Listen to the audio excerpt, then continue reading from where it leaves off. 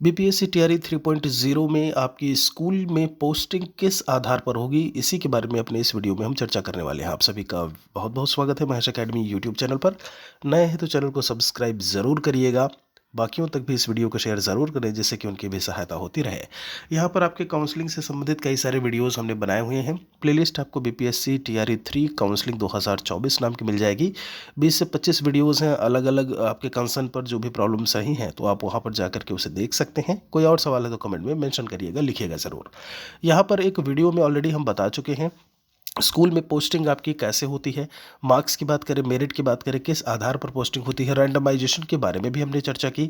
यहाँ पर सवाल लगातार ये पूछे जा रहे थे कि होम जो डिस्ट्रिक्ट है या फिर उनके घर से नज़दीक उनको पोस्टिंग मिल सकती है कि नहीं, ऑनलाइन ऑप्शन चेंज हो सकता है कि नहीं, काउंसलिंग, ट्रेनिंग, स्कूल टैगिंग की बात, स्कूल आवंटन की बात, ये सब एक ही ज़िले में होंगे या अलग अलग ज़िले में होंगे, इन्हीं सब के बारे में हम चर्चा करने वाले हैं। ध्यान दीजिएगा, जब हम टीआरई 1 की बात करें, 18/10/2023 18 अक्टूबर को रिजल्ट आया और उसमें जो लिस्ट दी गई, ध्यान रखिएगा, बीपीएससी के द्वारा, उसमें उन्होंने लिखा कि ऑनलाइन आवेदन में भरी गई अधिमानता के आधार पर, ध्यान रखिएगा, उसी के बेस पर उन्होंने औपबंधिक रूप से यानी प्रोविजनली जो है उन्होंने जिला आवंटन किया। प्रोविजनली इसलिए भी मेंशन किया कि आपने अधिमानता में, मान लीजिए, अब अधिमानता क्या है जरा इस पर गौर करिएगा। ये आप सभी के एप्लीकेशन फॉर्म में जो आपने फिल किया है, कुछ इस तरीके से ऑप्शंस आपको दिख रहे होंगे। जैसे यहाँ पर एक ऑप्शन फिल किया गया था उस समय, पहले ऑप्शन में मुजफ्फरपुर, दूसरे में सारण और तीसरे में आपका पूर्वी चंपारण लिखा हुआ है। तो पूरी संभावना है कि इन्हीं तीनों में से, मैंने बोला लगभग 90 से 95 95% पॉसिबिलिटी रहती है कि जो आपने ऑनलाइन अधिमानता दी है, वन ऑफ प्रायोरिटी बोलते हैं अधिमानता को, वन के बाद एक के बाद एक, ऑप्शन 1, ऑप्शन 2, ऑप्शन 3, आपको इन्हीं में से ही जो जिला है वो आवंटित किया जाएगा। अब ये औपबंधिक क्यों बोला, ये इसलिए बोला है कि संभवतः है इसमें आपका परिवर्तन भी हो सकता है, कोई किन्हीं कारणों से परिवर्तन भी इन 3 जिलों के अलावा चौथा भी दिया जा सकता है। ठीक है, तो इस चीज़ को याद रखिएगा और इसी बेस पर ही आपको चीज़ें मिलने वाली हैं। किसी भी प्रकार से ऑनलाइन चॉइस की अगर हम बात करें तो वो चेंज करने का ऑप्शन अब नहीं आएगा। और इसमें देखिएगा, चूँकि ये लिखा भी नहीं हुआ था, इसी के चक्कर में कई स्टूडेंट कन्फ्यूज़ भी हो गए कि उस समय ये एग्ज़ाम सेंटर की बात कर रहे हैं या फिर आपकी पोस्टिंग की।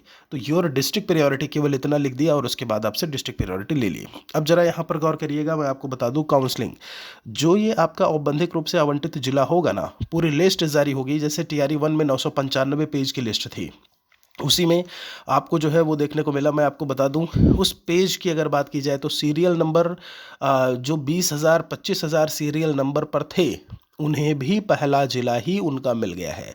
तो हम ये नहीं कहेंगे कि मार्क्स के आधार पर या किन्हीं आधार पर जो है वो जल्दी आवंटन हो गया, मतलब उनको किन्हीं और जिले में जो है वो पदस्थापित कर दिया गया या काउंसलिंग के लिए भेज दिया गया। ठीक है, यहाँ पर रैंडमाइजेशन यानी यादृच्छिक रूप से, जैसे आपने यादृच्छिक गति के बारे में पढ़ा होगा, किन्हीं भी जिलों में आपको कहीं भी ऐसे में इन्हीं 3 में से भेजा जा सकता है। होम पोस्टिंग, घर से नज़दीक दूरी, ये सब, इन सब के बारे में आप भूल जाइए। जिस जिले में आपका जो नोटिस में आएगा, वहाँ पर आप देखिएगा अपना रोल नंबर वगैरह डाल करके, तो आपके रोल नंबर के आगे प्रोविजनल अलॉटेड डिस्ट्रिक्ट लिखा होगा, प्रोविजनली अलॉटेड डिस्ट्रिक्ट, उसी में आपको अपनी काउंसलिंग यानी डॉक्यूमेंट वेरिफिकेशन करवानी है। उसी में डीवी के सेम डे पर आपको ट्रेनिंग के लिए जाना है। 2 सप्ताह की ट्रेनिंग होती है, ओरिएंटेशन एंड एक्सपोजर के नाम से। और उसी दिन आपको जब आप 2 सप्ताह की आप ट्रेनिंग कंप्लीट कर लेंगे तो उसी ज़िले में आपको स्कूल से टैग किया जाएगा पढ़ाने के लिए। पहले प्रशिक्षण, पहले डॉक्यूमेंट वेरिफिकेशन, फिर प्रशिक्षण, फिर शिक्षण और फिर असली शिक्षण। आप समझ रहे हैं, असली मतलब आपके स्कूल में आपको आवंटित भेजा जाएगा, स्कूल अलॉटमेंट की बात होगी। तो ये पूरा प्रोसेस है। उम्मीद करते हैं कि रैंडमाइजेशन क्या है वो आपको समझ में आ गया होगा और बाकी चीज़ें जो मैंने बताई वो भी आपको क्लियर होगा। एक और वीडियो के साथ में मिलेंगे जल्दी ही।